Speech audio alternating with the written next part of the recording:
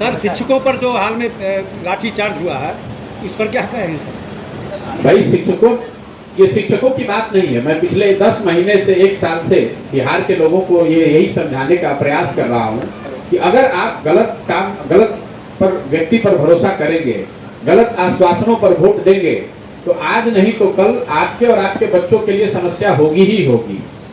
शिक्षकों ने 2015 में विधानसभा चुनाव में उस समय के प्रतिपक्ष के नेता सुशील कुमार मोदी और भाजपा के कहने पर भाजपा का समर्थन किया। 2 वर्ष के बाद जब वही सुशील मोदी सरकार में आ गए, उप मुख्यमंत्री हो गए, तो उन्होंने शिक्षकों का कोई काम नहीं किया। फिर शिक्षक तेजस्वी यादव के साथ आरजेडी की बात हो गई, क्योंकि वो लोग विपक्ष में थे 2020 के चुनाव में। तेजस्वी जी ने कहा कि हम आएंगे तो सब कुछ ठीक कर देंगे, तो शिक्षकों ने आंख बंद करके फिर उन पर भरोसा कर लिया। अब जब आज तेजस्वी यादव उप मुख्यमंत्री हैं, उन्हीं के दल के लोग शिक्षा मंत्री हैं, तो शिक्षकों को लग रहा है कि उनके साथ फिर विश्वासघात हो गया।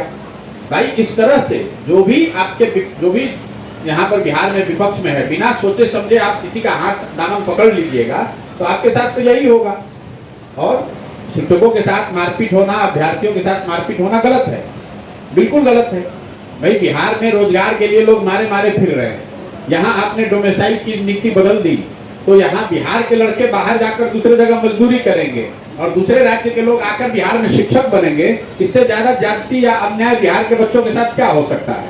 लेकिन ये तो सिर्फ प्रभाव है उस निर्णय का या उस निर्णय प्रक्रिया का जिसके हम सब भागीदार हैं।